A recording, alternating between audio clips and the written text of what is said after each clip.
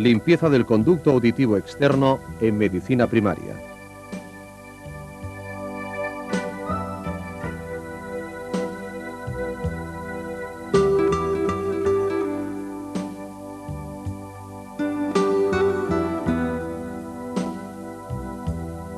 Vídeo patrocinado por Laboratorios Reig Jofra.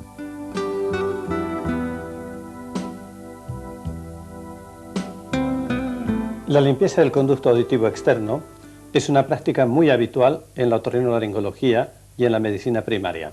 Con este vídeo pretendemos enseñar los cuidados que se deben tener al efectuar estas maniobras. Anatomofisiología del conducto auditivo externo y la formación de los tapones de cerumen. El oído es el órgano de la audición y del equilibrio. Se divide en tres partes denominadas oído externo, oído medio y oído interno. Las tres partes intervienen en la audición. En el equilibrio solo interviene el oído interno. El oído externo se divide en dos partes: el pabellón auricular, denominado comúnmente oreja, y el conducto auditivo externo, que es un tubo de forma cilíndrica encorvada que está a continuación del pabellón auricular y se extiende hasta el tímpano. Mide unos 3 centímetros de longitud. Comprende una porción fibrocartilaginosa externa y una porción ósea interna, ambas tapizadas por piel, la que contiene glándulas sebáceas y sudoríparas especiales denominadas glándulas ceruminosas, que segregan el cerumen denominado comúnmente cera. El oído medio se divide en la caja del tímpano y las cavidades anexas. La caja del tímpano contiene el sistema tímpano-osticular formado por el tímpano y la cadena de los huesecillos. El tímpano es circular, implantado entre el conducto auditivo externo y la caja del tímpano. La trompa de Eustaquio, que es la que compensa las presiones exterior con la que existe en la nariz y la caja timpánica.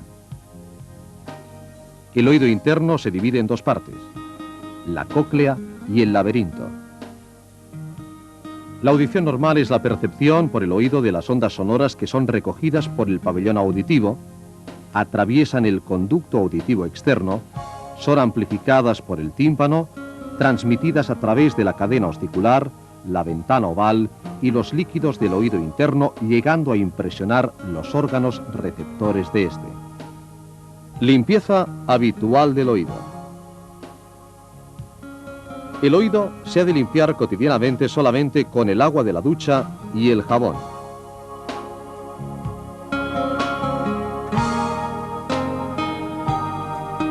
Los bastones con algodón, los ganchos, agujas y demás artilugios no deben usarse, puesto que generalmente no efectúan la limpieza completa y sí favorecen a que se forme el tapón de cerumen o lo introducen más adentro.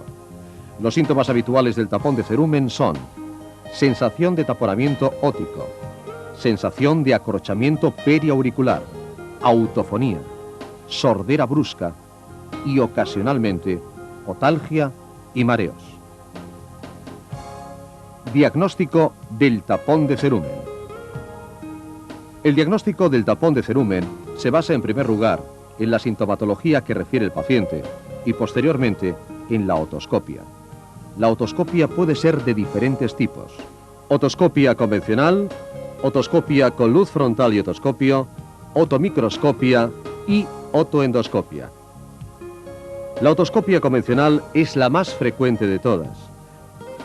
Se efectúa con un otoscopio al que se incorpora una luz con pilas y una lupa.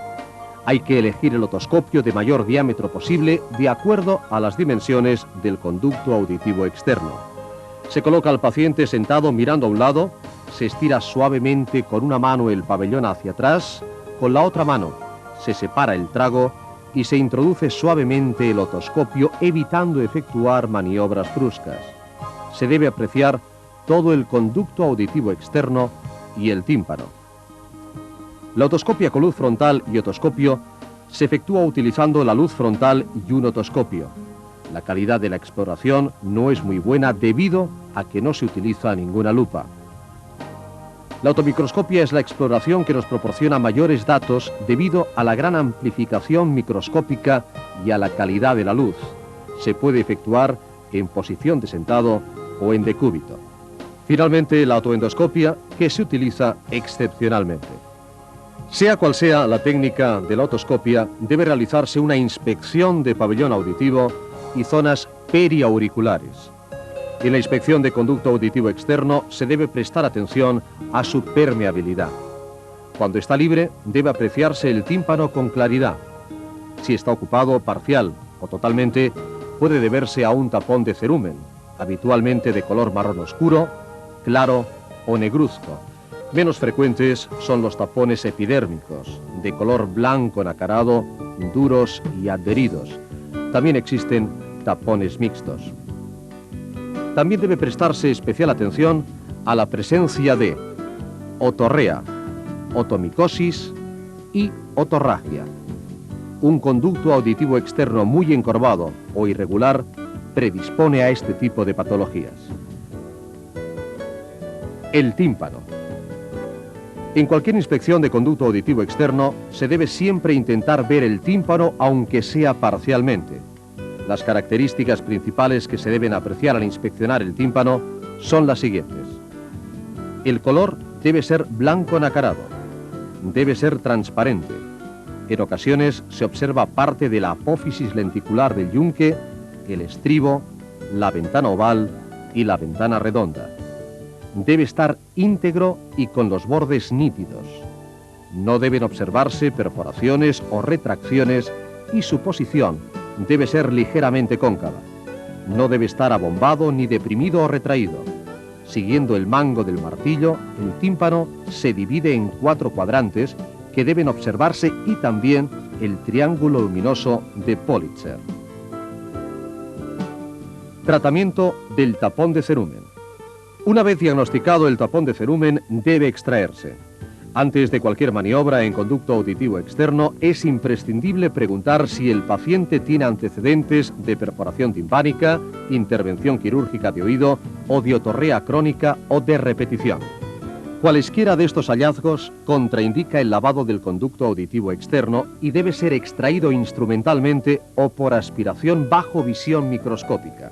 En la preparación para la extracción deben utilizarse unas gotas de otocerum para reblandecer y al mismo tiempo ayudar a desprender el tapón de cerumen de las paredes del conducto auditivo externo. Otocerum tiene su principal indicación en el reblandecimiento del tapón de cerumen. La posología habitual es de 3 gotas, 3 veces al día, 3 días antes de la extracción. Las únicas contraindicaciones son las infecciones de oído y la perforación timpánica. Extracción del tapón. La extracción propiamente dicha puede realizarse por 3 técnicas diferentes: lavado, extracción instrumental y aspiración microscópica. Técnica del lavado. El material necesario es agua tibia entre 36 y 37 grados centígrados. Debe tenerse en cuenta que el agua fría o el agua caliente pueden causar vértigo por irritación laberíntica. Una toalla para no mojar la ropa del paciente. Jeringa metálica grande con cono estrecho. Una riñonera ovalada. Luz frontal, si es posible. Otoscopio u otomicroscopio. Y un juego de otoscopios. Es muy importante informar al paciente indicándole en qué consiste el lavado y que avise inmediatamente si siente dolor, mareo, entrada de agua en faringe o salida de agua por fosas nasales. Con el paciente sentado y bajo visión de luz frontal, se aprecia el conducto auditivo externo y se coloca aproximadamente 5 milímetros del cono en el conducto auditivo externo, apoyándolo en su pared superior. Se empieza a inyectar suavemente y luego con poca fuerza se vacía toda la jeringa. Se efectúa una otoscopia y si no ha salido el tapón completamente, se lava de nuevo hasta una tercera vez. Si no se ha extraído, se deben reblandecer más con gotas o emplearse otros métodos de extracción.